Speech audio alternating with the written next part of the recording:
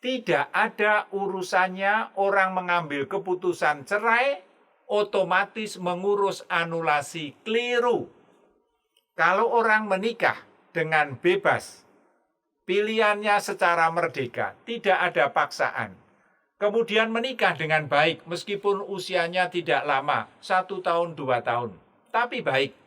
Hanya setelah itu muncul gangguan dan bercerai, orang ini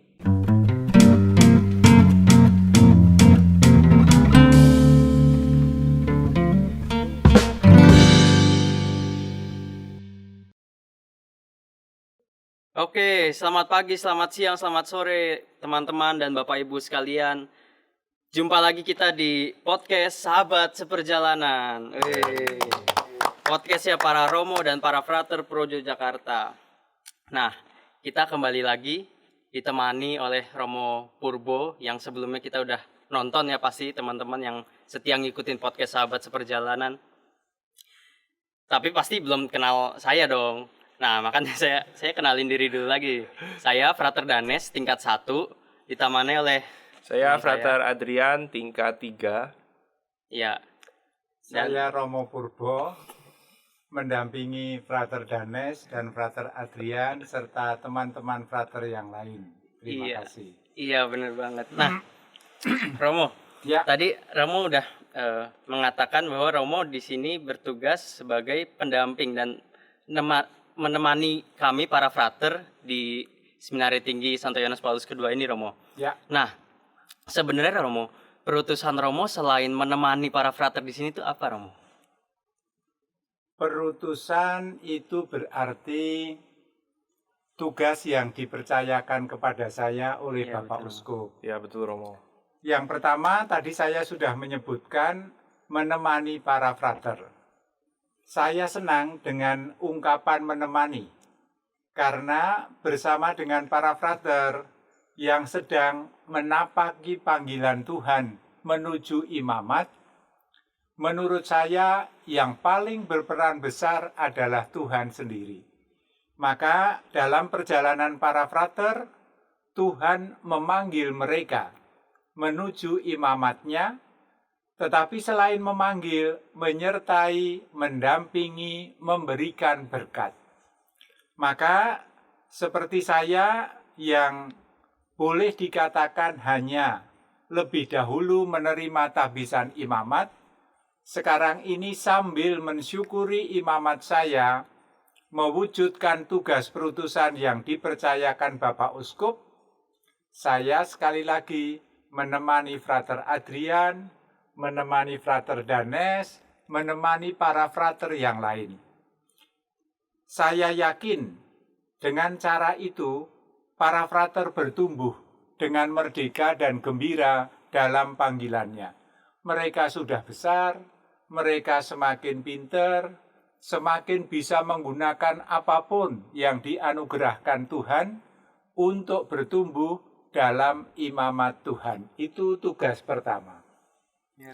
Tugas kedua, saya menemani juga para frater tetapi di STF, yaitu mengajar hukum kanonik, khususnya hukum kanonik perkawinan, dan yang kedua adalah menyiapkan para frater untuk nantinya bertugas dengan baik secara khusus dalam pendampingan pastoral.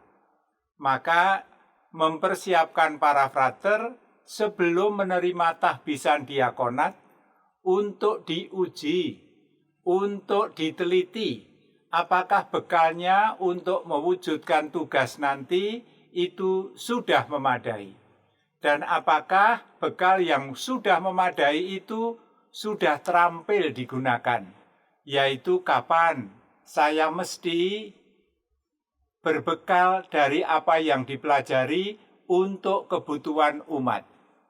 Namanya persiapan untuk pelayanan pengakuan dosa.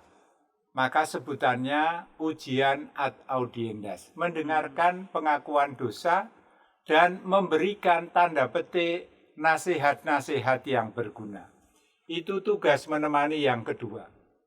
Tugas yang lain adalah membantu Bapak Uskup untuk keperluan pelayanan pastoral perkawinan.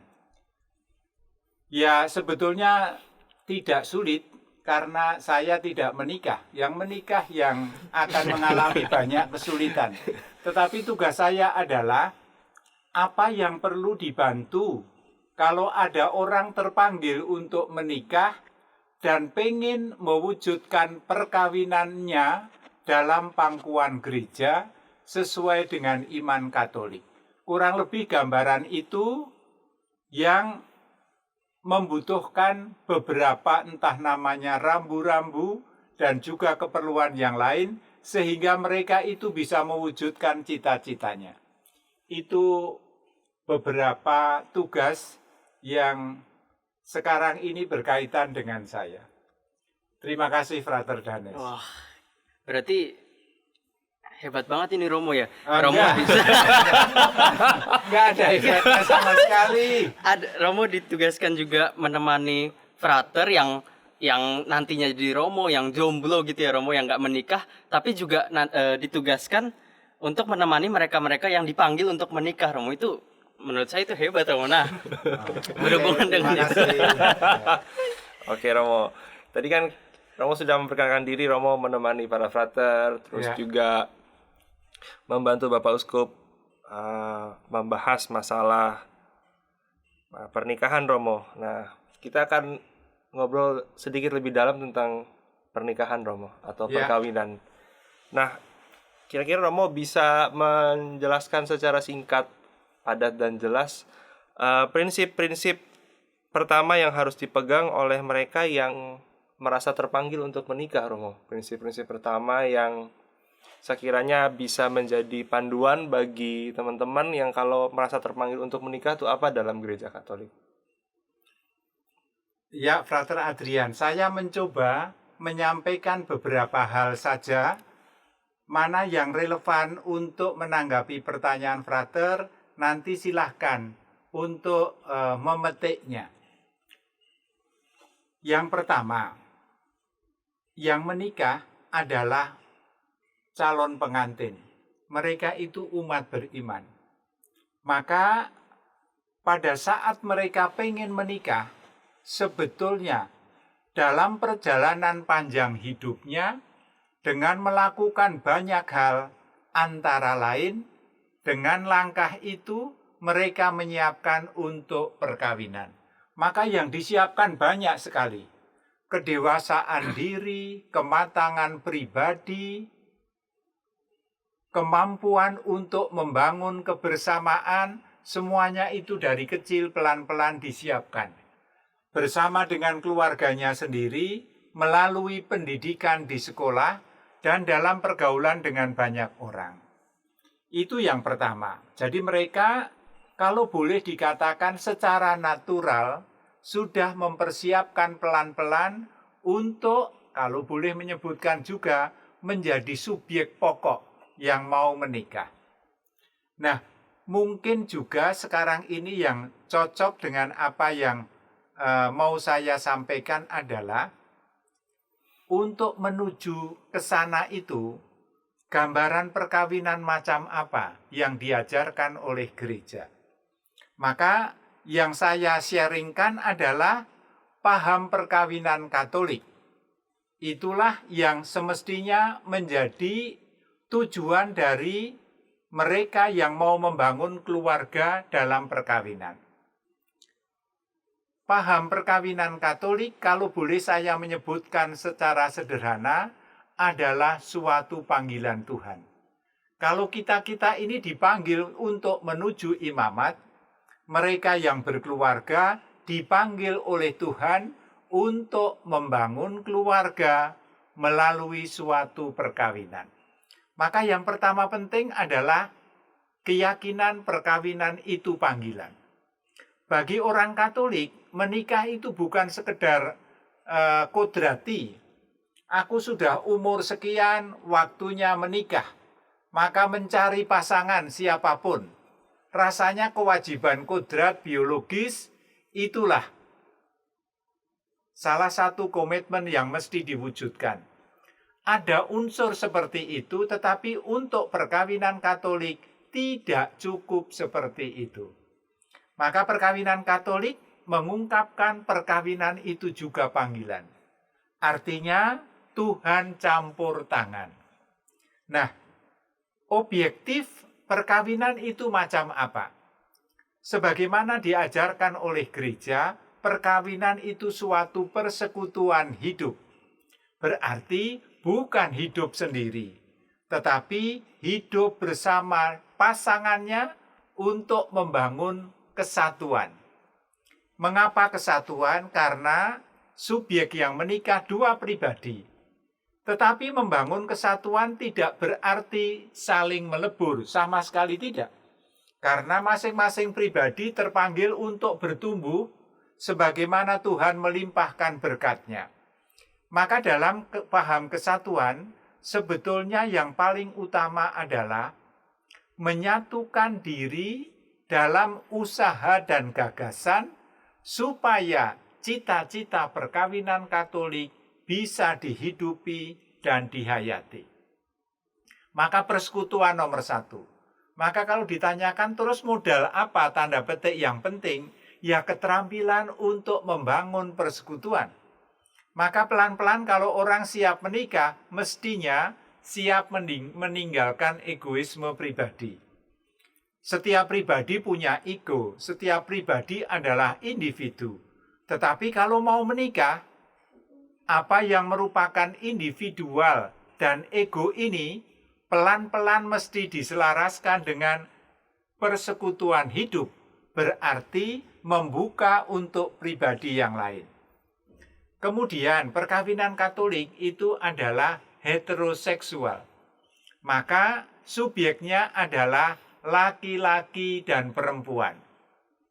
Maka subjek itu adalah kalau dalam kitab hukum kanonik adalah laki-laki 100%, perempuan 100%. Laki-laki hanya 50% laki-laki tidak bisa menikah. Perempuan 50% tidak bisa menikah, atau mungkin lebih tepat tidak siap menikah. Maka kunci pokok adalah heteroseksual. Dengan paham ini, maka gereja tidak bisa menerima perkawinan homoseksual. Karena pahamnya heteroseksual.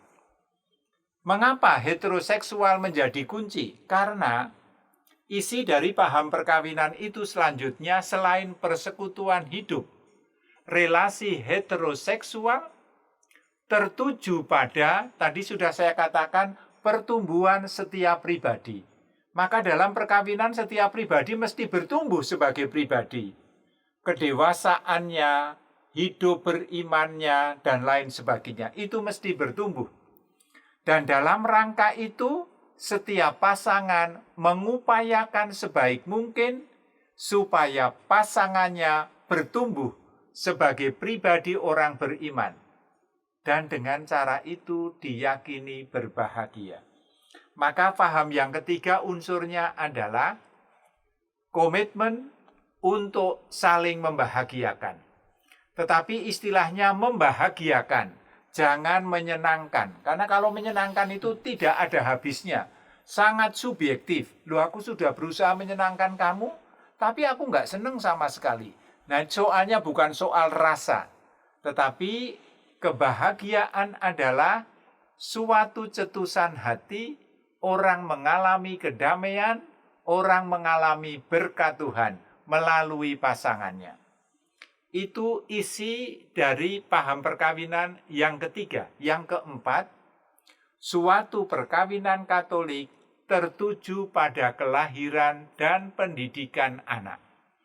Maka tujuan kodrati, keterarahan pada kelahiran dan pendidikan anak menjadi bagian utuh dari suatu perkawinan Katolik.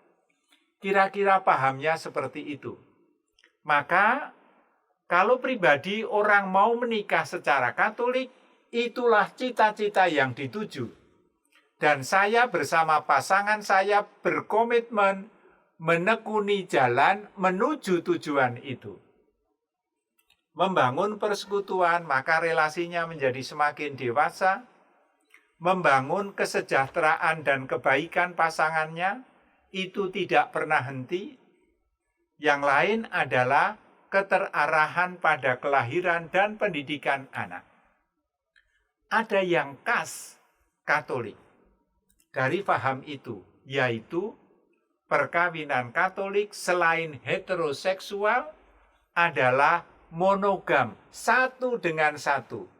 Perkawinan Katolik hanya menerima seorang pria dengan seorang perempuan. Maka yang ditolak oleh paham perkawinan Katolik adalah sifat poligami dan poliandri. Poligami itu adalah satu pria, beberapa perempuan pasangannya.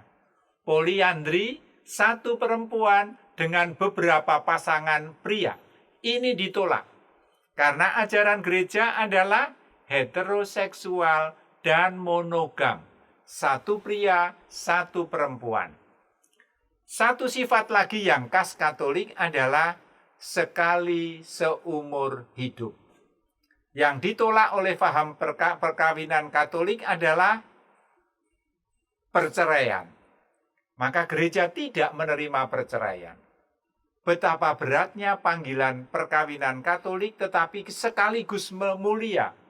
Karena sekali aku memilih pasangan hidup, aku menyatakan niatku mewujudkan perkawinan, aku berkomitmen seumur hidup dengan dia. Itu kurang lebih. Maka kalau saya dikatakan hebat oleh Frater Danes karena bisa ngomong seperti ini, lah semua orang juga bisa ngomong seperti ini. Tetapi yang lebih hebat adalah yang mewujudkannya. Itu masukan dari saya dari pertanyaan Frater Adrian. Oke, terima kasih Romo. Jadi kalau saya simpulkan sedikit bahwa dalam perkawinan Katolik itu yang pertama heteroseksual, Ya, laki-laki dan perempuan, yang monogami, ya, terus berikutnya tidak terceraikan, ya, yang terakhir seumur hidup ya Romo. ya, Jadi perkawinan Katolik monogami, tidak terceraikan dan seumur hidup. ya. Nah, tapi Romo, kalau kita lihat di media sosial itu banyak sekali berseliweran ada pertanyaan, ini menikahnya secara Katolik tapi kok cerai gitu Romo. Mungkin istilah yang lebih tepat mungkin bukan bercerai kali ya Romo ya, karena gereja Katolik tidak menyetujui adanya perceraian. Ada beberapa kasus yang terjadi atau yang Romo hadapi pembatalan perkawinan. Nah itu seperti itu bagaimana ya Romo? Wah, yang pertama, yang penting ditegaskan adalah gereja tidak menerima perceraian. Paham itu ditolak. Tetapi manusia tetap bisa bercerai. Karena ada berbagai alasan kemungkinan bahwa cita-cita itu tidak bisa terwujud. Tetapi kalau sampai orang yang menikah mengambil keputusan berpisah, di mata gereja Katolik, perpisahan ini tidak diakui. Artinya, meskipun yuridis cerai, misalnya lewat suatu pengadilan, tetapi di hadapan gereja Katolik, yang berpisah ini tetap memegang atau mengemban ikatan perkawinan. Maka perceraian secara sipil tidak menghilangkan ikatan perkawinan yang seumur hidup. Nah, tadi sempat disebut anulasi atau membatalkan. Nah, sekarang ini orang itu banyak salah paham. Karena mungkin seliweran informasi berkaitan dengan soal ini ditangkap secara tidak benar. Yang mesti dipegang sifat perkawinan Katolik satu dengan satu sekali seumur hidup. Maka jangan main-main memilih pasangan hidup. Jangan coba-coba mengambil keputusan untuk menikah kalau tidak siap. Rekan-rekan, faham yang kelihatannya tidak mudah ini diyakini oleh gereja sebagai suatu jalan keselamatan. Maka di samping tuntutan dan tanggung jawab yang besar, ada suatu berkat yang luar biasa, yaitu Tuhan menyertai perjalanan pasangan perkawinan pelan-pelan mewujudkan keselamatan yang dianugerahkan Tuhan. Anda kan belajar paham keselamatan. Paham keselamatan itu relasi, ya kan? Jadi relasi yang penuh kedamaian dan harmonis itulah keselamatan. Maka aku selamat pada waktu hubungan pribadiku dengan Tuhan bagus. Aku mengalami buah keselamatan kalau relasiku dengan yang lain bagus. Maka keselamatan pelan-pelan semakin terwujud pada saat pasangan suami istri dan keluarga mengalami relasi yang baik. Nah, perceraian acap kali muncul di mana relasi ini tidak bertumbuh dengan baik. Orang tidak bertahan atau tidak mau bertahan, mereka berpisah. Anulasi atau pembatalan itu prinsipnya adalah memeriksa perkawinan yang tidak bisa dilanjutkan dan mencoba menemukan ada atau tidak penyebab yang muncul sejak sebelum menikah. Kalau perceraian itu sebabnya setelah menikah, itu perceraian. Anulasi tidak. Anulasi mesti muncul alasan dasar sebelum menikah. Wah, itu ceritanya panjang tapi sekedar untuk membedakan, aku sekarang berpisah. Alasannya soal ekonomi. Ini perceraian. Karenanya tidak diterima oleh gereja. Aku menikah dengan pasanganku. Ternyata pasanganku itu mengidap gangguan psikis sedemikian rupa dari awal.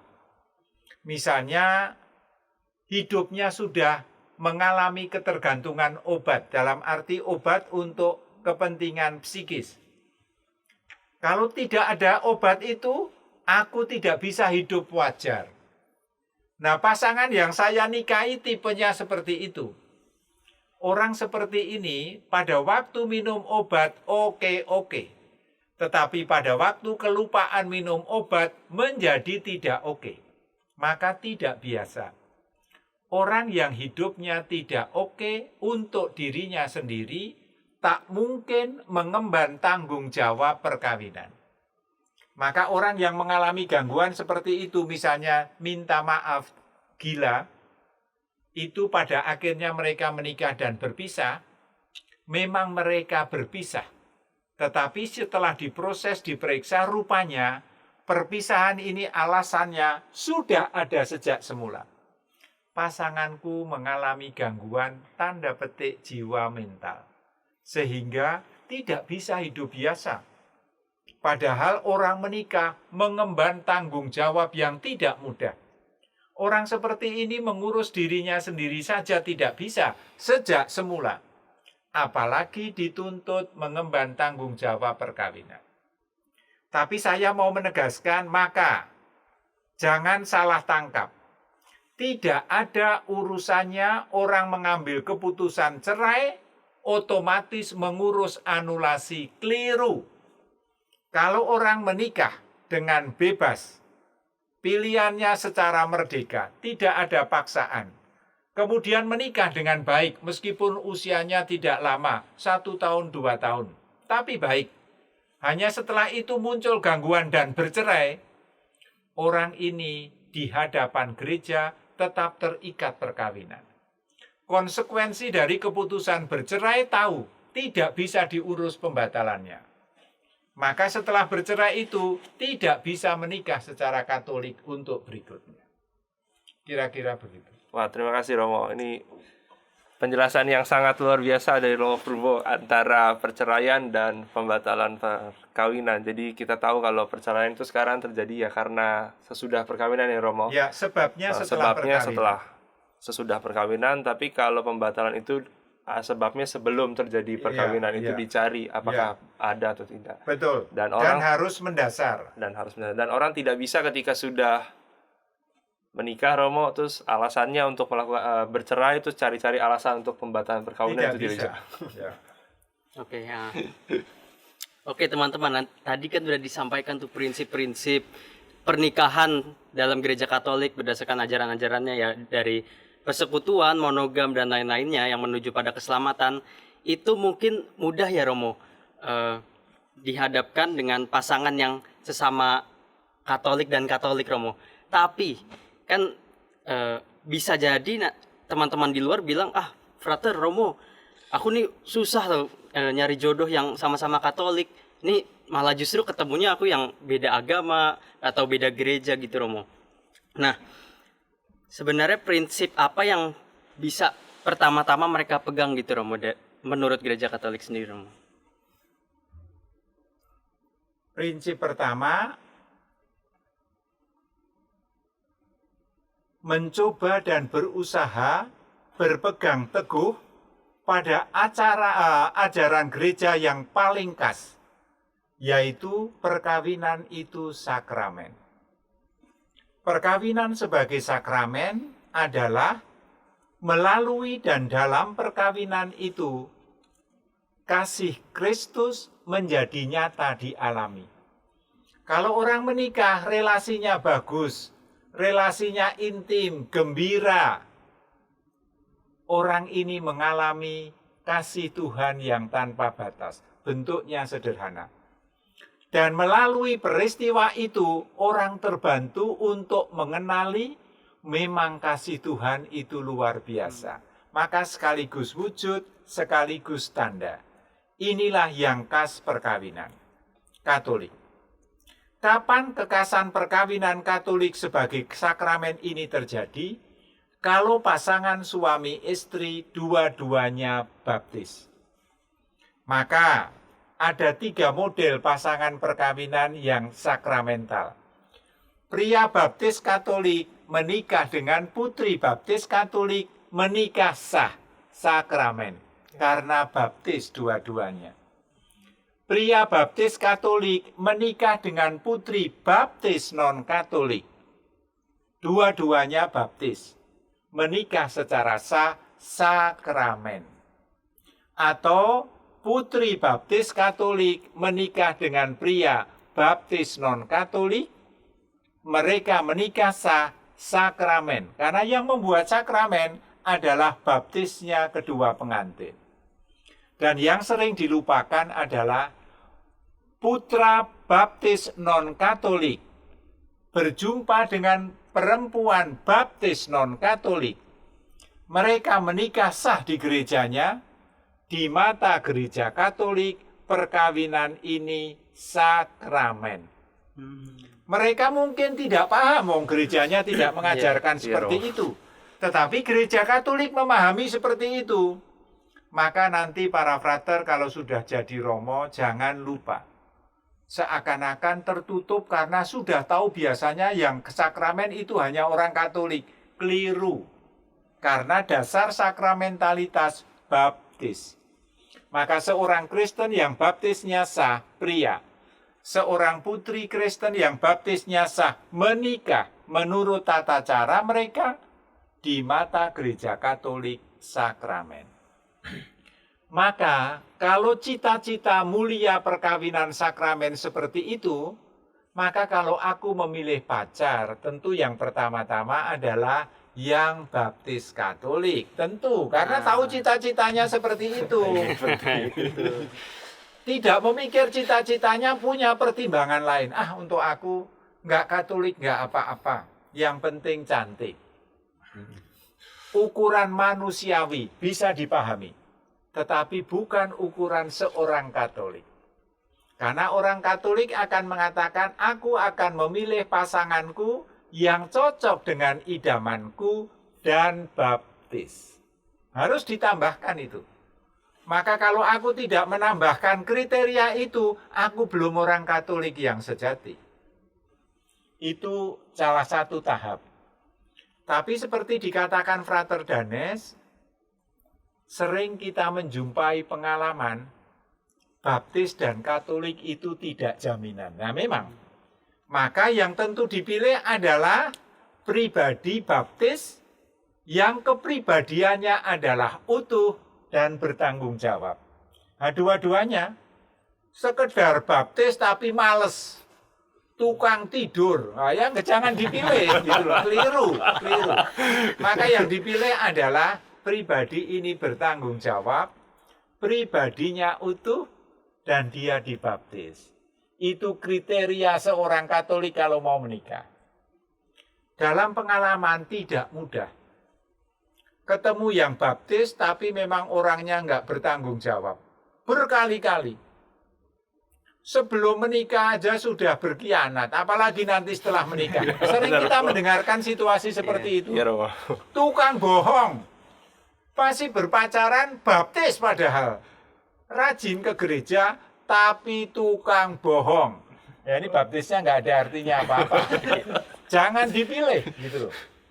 Maka itu kriteria pokok. Tetapi acap kali kalau orang mau menikah, situasi pertama yang mendorong untuk berproses lanjut, kita sering menyebut jatuh cinta.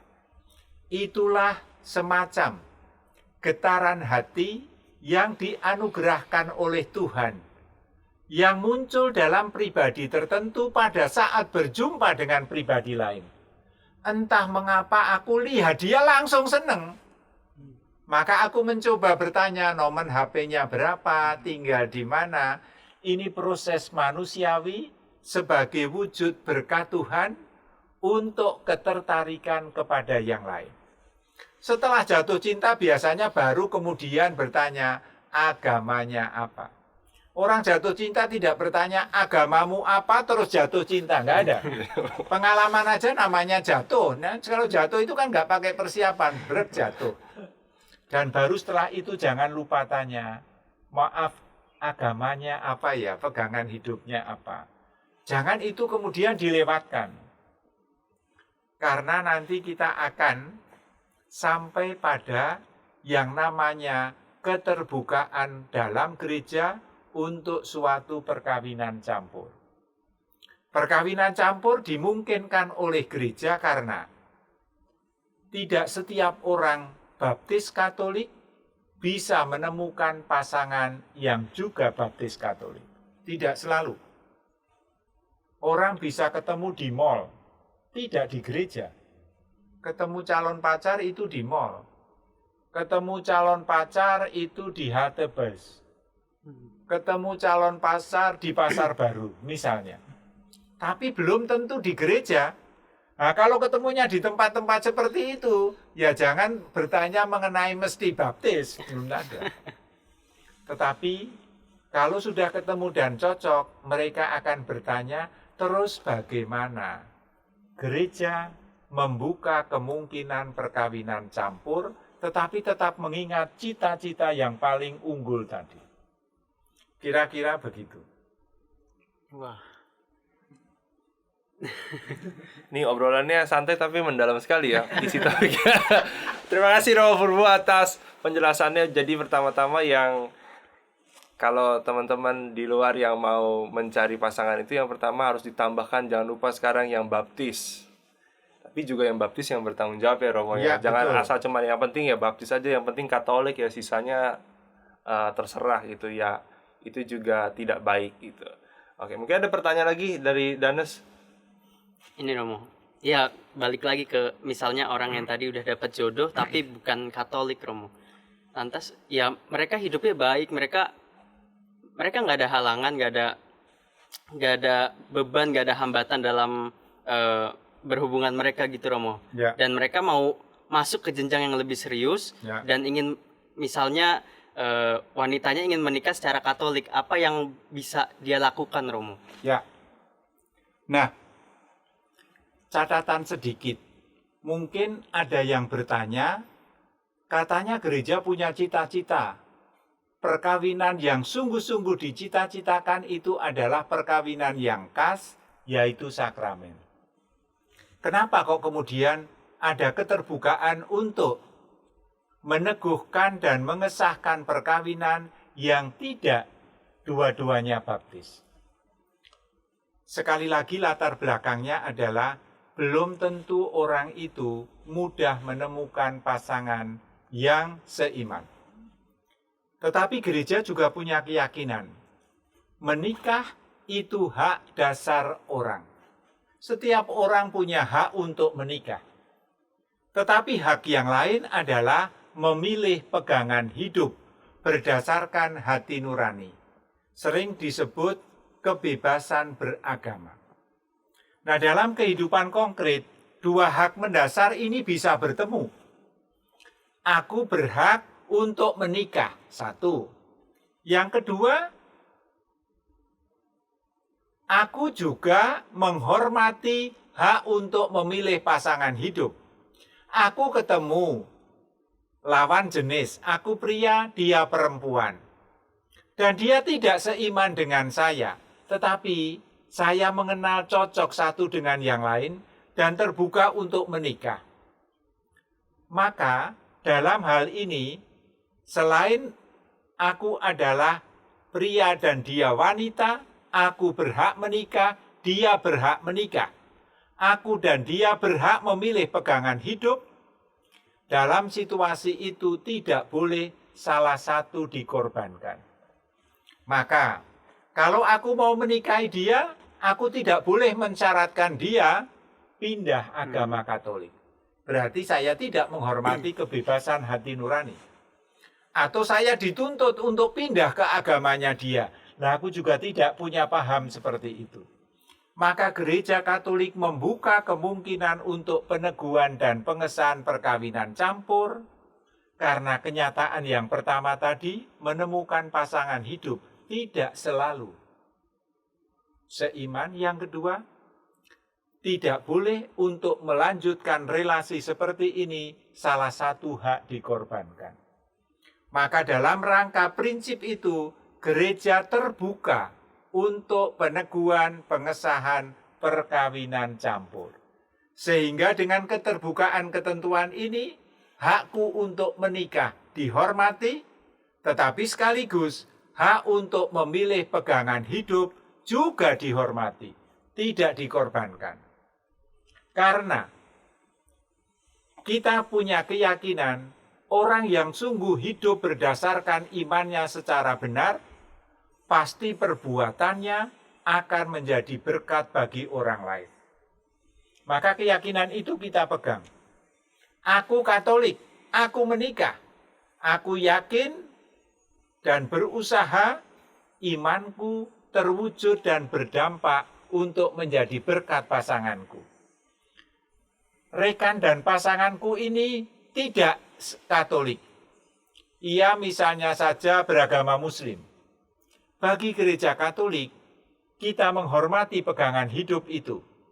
Dan kita yakin imannya yang Muslim yang secara benar dihayati akan menjadi berkat untuk saya, pasangannya, dan keluarganya. Itu mesti diyakini karena sudah tahu berbeda dan tetap memilih untuk menikah. Maka orang menjadi keliru kalau beda agama dipertahankan sedemikian rupa sampai keras, padahal tetap memilih menikah. Orang ini nggak konsekuen. Karena sudah tahu berbeda dan memilih menikah, juga memilih berantem. Kan nggak cocok. Aku berbeda agama, meskipun tahu aku berbeda, aku tetap memilih memutuskan untuk menikah dengan dia. Maka di balik pilihan itu aku yakin pasanganku dengan imannya akan menghayati imannya sedemikian rupa untuk mendukung pilihan berumah tangga ini dan berusaha sekuat tenaga agar perjalanan keluarga bahagia. Kalau perlu berkorban, pasti. Tetapi suatu pengorbanan yang tidak sia-sia. Kira-kira begitu. Oke, Romo. Nah, kembali ke, saya ingin bertanya lagi, Romo. Tadi Romo sudah sedikit menjelaskan di awal bahwa perkawinan dalam gereja Katolik itu terbuka pada kelahiran. Ya. Nah, bagaimana dengan sekarang nih banyak pandangan yang mengedepankan istilahnya child free, Romo. Jadi menikah tapi tidak punya anak ya dengan alasan bermacam-macam gitu Romo. Itu bagaimana gereja Katolik melihat pandangan dia mau menikah sebagai laki-laki dan perempuan, tetapi kalau kita lihat dalam pandangan gereja kan pernikahan itu terbuka kepada kelahiran, sementara yang ini kan tidak terbuka kepada kelahiran. Mereka ingin sudah mengambil keputusan untuk tidak memiliki anak dengan alasan-alasan atau pertimbangan mereka masing-masing. Kira-kira gimana ya Romo? Menurut saya, yang paling pertama menjadi pegangan kita adalah faham dan ajaran gereja mengenai perkawinan. Itu nomor satu. Karena dengan kejelasan paham ini, nanti kita bisa menanggapi aneka kemungkinan yang bisa muncul. Seperti sudah saya sebutkan, faham perkawinan Katolik heteroseksual. Maka kalau ada soal berkaitan dengan permintaan, permohonan, pasangan sejenis untuk dinikahkan oleh gereja, jawabannya jelas. Paham gereja berkaitan dengan perkawinan heteroseksual. Maka permintaanmu itu tidak masuk dalam paham itu. Maka ya tidak bisa. Itu cara berpikir kita. Jadi pahamnya dipegang dan dengan begitu kita bisa mengambil sikap yang jelas untuk berbagai hal yang muncul. Sekali lagi, keterarahan pada kelahiran dan pendidikan anak adalah suatu bagian utuh dari paham perkawinan Katolik. Paham perkawinan Katolik itu menyangkut 3 kebaikan. Sering disebut bonum. Bonum itu hal yang baik, suatu kebaikan. Kebaikan yang pertama itu adalah kesetiaan. Sering disebut bonum fidei, kebaikan iman, nilai imani. Nilai imani dalam paham perkawinan Katolik adalah kesetiaan. Ungkapannya, dalam situasi apapun, mau mencintai sampai maut memisahkan kita. Itu bonum fidei. Kemudian bonum sacramenti. Bonum sacramenti itu adalah monogamnya perkawinan, yaitu kasih yang total, sebagaimana Kristus mencintai gerejanya total. Gereja apapun yang dialami, Yesus tidak pernah mengkhianati gerejanya. Itulah bonum sacramenti. Dalam perkawinan, arah pola kita menuju pola Kristus. Pada waktu aku menikah dengan pasanganku, aku pengen mewujudkan model cinta Kristus. Cinta tanpa batas. Maka itulah yang diwujudkan dalam nilai kedua. Nilai ketiga adalah sering disebut bonum prolis. Nilai suatu kebaikan berkaitan dengan keturunan. Maka dalam rumusan perjanjian perkawinan adalah keterarahan pada keturunan. Dalam kesempatan mengucapkan janji perkawinan, salah satu yang disebutkan adalah aku berjanji untuk menjadi bapak yang baik.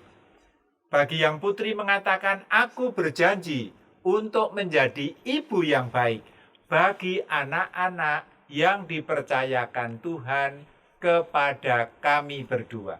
Maka pengandaiannya adalah anak itu bagian dari paham perkawinan.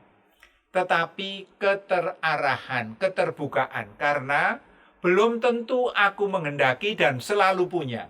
De facto tidak seperti itu. Tetapi yang ditolak adalah menutup keterbukaan untuk punya anak. Mengapa ini ditolak? Karena dengan sikap seperti yang itu, aku menolak kerjasama dengan Allah sebagai Sang Pencipta. Dalam perkawinan, aku juga melanjutkan karya penciptaan Tuhan melalui pasangan, melalui relasi seksual heteroseksual, dan dengan demikian terjadi kemudian kemungkinan kelahiran anak. Maka keterarahan kepada anak itu menjadi bagian utuh.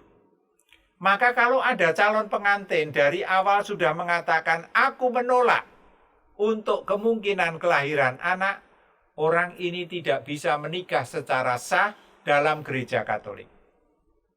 Atau dari awal aku sebetulnya sudah bersikap seperti itu, tapi aku tidak ngomong sama pastornya. Aku menikah. Dan dalam perjalanan waktu aku konsisten dengan pilihanku ini. Aku selalu menggagalkan kemungkinan untuk lahirnya anak. Pasanganku protes. Akhirnya tidak mau melanjutkan perkawinan dengan sikap seperti itu. Cerai. Tetapi setelah cerai, ada alasan mendasar dari awal. Maka datang ke gereja untuk mohon proses anulasi karena sejak semula sebelum menikah, pasanganku menolak untuk punya anak. Maka pada waktu menikah, istilahnya itu terjadi kepura-puraan. Waktu mengucapkan janji perkawinan misalnya saja, aku Edi, mulai sekarang ini memilih engkau Teresia menjadi istriku. Aku berjanji mencintai engkau dalam keadaan apapun.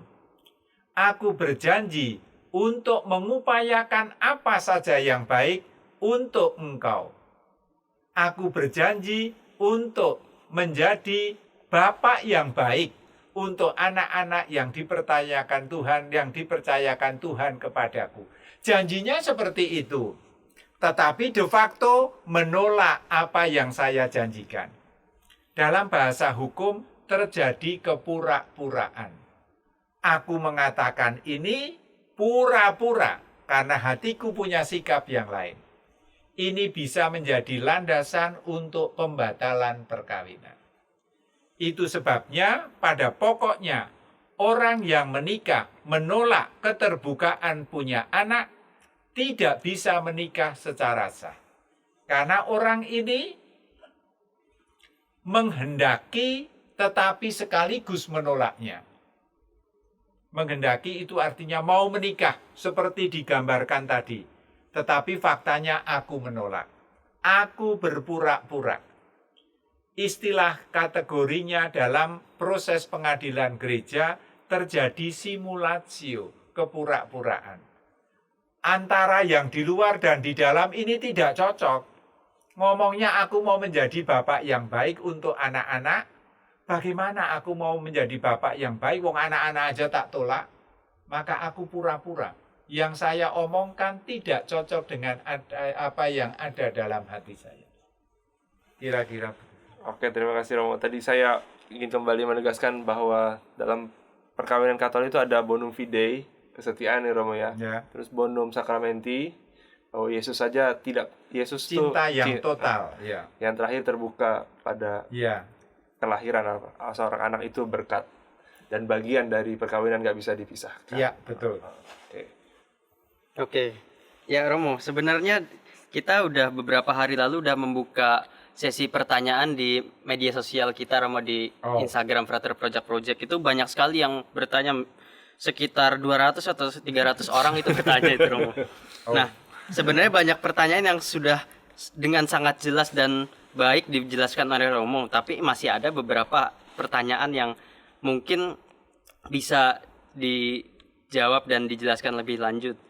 Yang pertama nih, Romo ada yang tanya, kalau seagama tapi nggak pacaran gimana? Loh, lah kan lihat-lihat nih bos, kan tadi Romo Purbo udah bilang nggak cuma cari pasangan yang asal baptis aja kan ya Romo.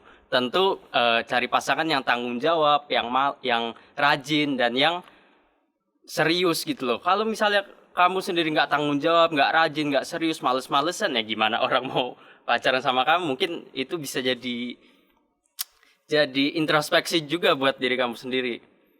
Pertanyaan yang lainnya, kalau dua-duanya bertahan di agama asal, anaknya harus ikut yang mana? Kalau dua-duanya bertahan di agama asal dengan masing-masing. agama asalnya, lahir anak itu ikut yang mana? Dalam situasi seperti itu, sikap Gereja Katolik menyebutkan kurang lebih seperti ini. Setiap pribadi orang tua bertanggung jawab untuk pertumbuhan anaknya. Maka istilahnya menjadi bapak dan ibu yang baik. Maka kalau prinsipnya seperti itu, sikap yang tidak cocok adalah dengan alasan beda agama, maka tidak peduli untuk pertumbuhan anaknya. Tidak cocok. Karena tanggung jawab utama pendidikan anak, baik pertumbuhan fisik, psikis, hidup berimannya, ada pada orang tua. Maka yang pertama jawabannya, kalau masing-masing berpegang pada agama asal, anaknya bagaimana? Ya kamu masing-masing memberikan yang terbaik untuk anak, karena itu tanggung jawabnya. Jangan langsung disingkat pada pertanyaan, boleh dibaptis atau tidak. Karena itu jawaban pintas. Langsung menembak pada soalnya, padahal ada yang lebih mendasar tanggung jawabnya. Orang tua mesti mendidik anak-anak atau bertanggung jawab. Terus kan akhirnya mesti dipertegas keputusannya. Inilah keunikan dalam suatu perkawinan. Apa-apa perlu dibicarakan bersama. Karena Anda sudah membangun persekutuan. Kalau prinsipnya masih sama, ya udah ikut aku. Ya sudah ikut aku, orang seperti ini belum siap menikah dalam perkawinan campur. Karena orang yang siap menikah dalam perkawinan campur, sikapnya adalah terbuka. Kalau itu baik, dan demi kebaikan siapapun dalam anggota keluargaku, aku rela. Nah itu konsekuensi dari orang menikah secara campur. Kalau yang bertanya tadi dengan sikap, ya mesti ikut aku. Orang seperti ini tidak siap menikah dalam perkawinan campur. Salahnya kok menikah, ya kan? Padahal orang sudah mengambil pernikahan, ini diyakini jalan yang ada perbedaannya, tetapi akan saya pilih. Maka perlu pembicaraan apa yang paling baik. Kalau tidak ditemukan, yang penting memberikan pendampingan. Cara berdoa ya mesti diajarkan dari dua-duanya. Sampai pada saatnya dalam perkembangan pribadi anak, dia sudah disiapkan untuk mengambil keputusan pribadi. Tetapi dalam perkawinan campur Gereja Katolik memang ada satu persiapan sebelum menikah yang disebut janji. Janji dibuat oleh pihak Katolik. Isinya adalah mau setia kepada iman Katolik, dan yang kedua berusaha sekuat tenaga untuk mendidik dan membaptis anak-anak yang akan lahir dalam Gereja Katolik. Tetapi poin yang mesti diingat adalah upaya sekuat tenaga. Maka tidak pernah ada batasan waktu. Maka tidak boleh diredusir pada soal membaptis. Jangan lupa kalau ini dipaksakan, perkawinan bisa buyar. Kan malah keliru. Kira-kira begitu. Oke Romo. Ya berarti ya memang ketika orang memutuskan untuk ya aku mau melakukan perkawinan campur, ya memang itu konsekuensinya ya Romo ya. Memang ya harus dihadapi. Jangan tiba-tiba di tengah jalan nemu konflik terus tiba-tiba langsung pengen bubar itu kan Romo. Ya. Atau menjadi relasinya tidak akur. Wah, itu kan mestinya sudah diperhitungkan. Meskipun tidak sesederhana itu. Tetapi kalau saya mesti menyiapkan pribadi yang mau menikah secara campur, dari awal sudah saya ingatkan. Kalau kamu sampai berani memilih pasangan dalam perkawinan campur, berarti di balik itu kamu yakin bahwa pilihanku ini sangat bernilai. Pilihanku ini membanggakan. Pilihanku ini membahagiakan. Seandainya dalam rangka mewujudkan pilihan ini, aku mesti berkorban, aku rela. Karena pengorbananku ini tidak bertentangan dengan apa yang tadi saya jadikan pegangan. Ini yang sering kita sebut, ini tidak bertentangan, tapi paradoks. Kelihatannya bertentangan, sebetulnya tidak. Berkorban tidak bertentangan untuk suatu kebahagiaan pilihan hidup. Paradoks saja karena pengorbanan ini tidak sia-sia. Memberikan kebahagiaan yang lain. Ya, wah, udah nggak kerasa ya Romo, kita hampir 1 jam ini kita bicara. Emang Ya. sebenarnya nggak ada habisnya sih Romo, kan banyak. Ya ada lah. Oh, ada. Ya, tapi kan maksudnya Ya, banyak, ya. pasti banyak pertanyaan-pertanyaan yang masih mengganjal gitu, Ya. masih ada tentang kasus-kasus lain. Tapi ya, baiklah kita cukupkan sampai sini. Nah, menurut saya yang menarik itu tadi Romo, ya itu yang mencari pasangan tidak hanya cuma asal dia baptis Katolik ataupun asal dia baptis, tapi juga melihat juga pribadinya yang utuh, pribadinya yang tanggung jawab, pribadi yang rajin. Nah, ini juga mungkin pesan yang bagus buat teman-teman di luar sana. Ya, janganlah cuma cari jodoh yang pasti ini baik nih, baptis Katolik, pasti udahlah aku santai aja, ntar pasti dapet lah di Katolik gitu. Ya pasti tentu juga ada usaha dan ada pertimbangan-pertimbangan lain. Menurut Adrian gimana? Ya, Apa yang menarik? yang menarik dalam pembicaraan kali ini itu ditegaskan bahwa menikah itu sebuah panggilan yang suci dan mulia juga ya Romo ya. Dan tanggung jawab yang luar biasa hebat juga bagi orang-orang di luar sana yang menikah gitu. Bukan hanya sekedar aku sayang kamu, kamu sayang aku, terus ya menikah, tapi tadi bahwa ada prinsip-prinsip atau ada hakikat yang harus diperjuangkan bersama, ada nanti bertanggung jawab setelah menikah menjadi orang tua yang baik dan bertanggung jawab pada anak-anaknya, dan itu kan digeluti oleh orang-orang yang menikah dan tidak mudah, banyak tantangan, tapi kita juga percaya bahwa Tuhan tuh selalu menyertai dalam setiap hidup panggilan kita semua. Terima kasih Romo Purbo sudah mengisi sesi dan mengisi podcast kita pada kesempatan kali ini. Teman-teman jangan lupa untuk selalu nonton project-project.